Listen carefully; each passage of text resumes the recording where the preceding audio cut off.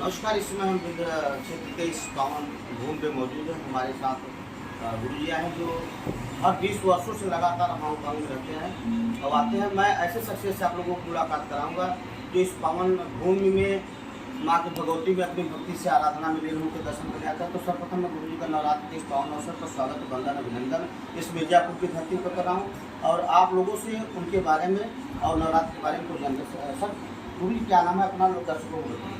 जय माँ विंध्यवासिनी। मेरा नाम सुशील कुमार पांडे है।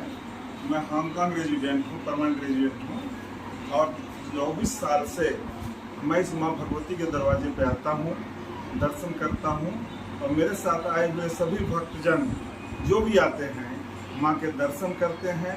और यहाँ पर लगभग 20 साल से 31 विद्वानों के द्वारा देवी पाठ, पूजन, अर्चन सब कुछ माँ के आशीर्वाद से मैं करवाता हूँ। और जहाँ तक हो सकता है आए हुए भक्तजनों को जो भी लंगर, भोजन, प्रसाद माँ करवाती है वो मैं करवाने की कोशिश करता हूँ। और मुझे यहाँ आके मुझे आज जो आत्म शांति मिलती है वो अन्यत्र जगह जगह जाने के बाद मुझे कहीं नहीं मिली, क्योंकि माँ भगवती के चरणों में मुझे जो आनंदित अनुभव करता हूँ वो मुझे कहीं नहीं। आप देख सकते हैं जिस तरीके से 24 वर्षों से लगातार यहाँ के पूजा अर्चन वंदन करते हैं। मुझे ऐसा कोई पल बताइए जो 24 साल में आपके साथ ऐसी घटना कोई घटी हो जो आपको कहीं न कहीं 24 वर्षों में अलग महसूस कराती हो। एक घटना मेरे साथ ऐसी घटी थी जब मेरी खुद की बेटी नजरत हॉस्पिटल इलाहाबाद एडमिट थी। सेम वार्ड में सेम बीमारी से सेम दिन 6 बच्चों की डेथ हो गई थी। उस दिन मैं अपनी उसी हालत में बेटी को छोड़ के विंध्याचल पहुंचा।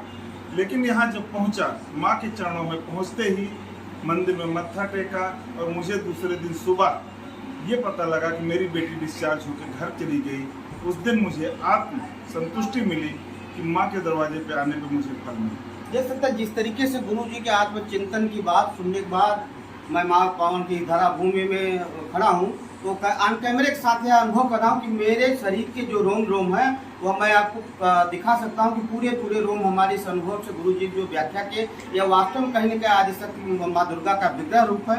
तो इनका अनुभव साक्षात ऐसा मालूम हो रहा है कि हमारे शरीर के जो रोम है उन छिद्रों में कहीं न कहीं एक विशेष ऊर्जा का प्रभाव हो रहा है। एक गुरु जी आखिरी सवाल आपसे, आप लगातार 24 वर्षों से आ रहे हैं तो विंध्यकारी डोर बनने के बाद यहाँ की व्यवस्था बदली है क्या, कुछ इस बारे में बताइए। देखो, मुझे यहाँ पर विंध्य कॉरिडोर बनने के बाद जो अनुभव हुआ है और जो व्यवस्था बदली है, जिस तरीके से यहाँ स्काउट के बच्चे आके हमारे लंगर क्षेत्र में पूरी सेवा करते हैं और हम जब से आना शुरू किए यहाँ पर संतोष गेस्ट हाउस में आते हैं और यहाँ के महाराज जी का जो मुझे सहयोग मिला और विंध्य क्षेत्र में इनका आशीर्वाद और माँ की कृपा जो मुझे मिली वो मुझे यहाँ बार बार आने के लिए प्रेरणा देती है। और उसी प्रेरणा को लेकर मैं जन कल्याणार्थ और अपने आत्म संतुष्टि के लिए यहाँ आता हूँ और मुझे बराबर संतुष्टि मिलती है।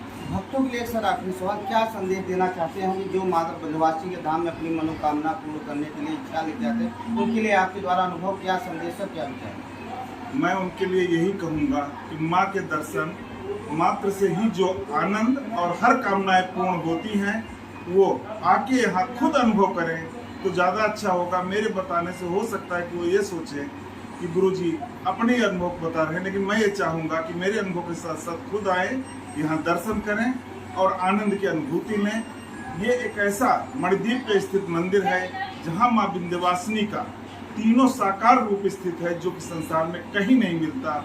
यहाँ पर तीनों साकार रूप माँ के मिलते हैं और दर्शन के बाद एक आत्म अनुभूति होती है जो कि शक्ति रूप में प्राप्त होती है। और ये चीज़ महसूस मैंने किया कि यहाँ आने के बाद जो जिस भावना से आता है उसी भावना से फल मिलता है। अब सुन रहे थे हमारे साथ गुरु जी ने कहा जो जिस भावना, जैसा कि गोस्वामी महाराज जी द्वारा रामचरित मानस में चौपाई है।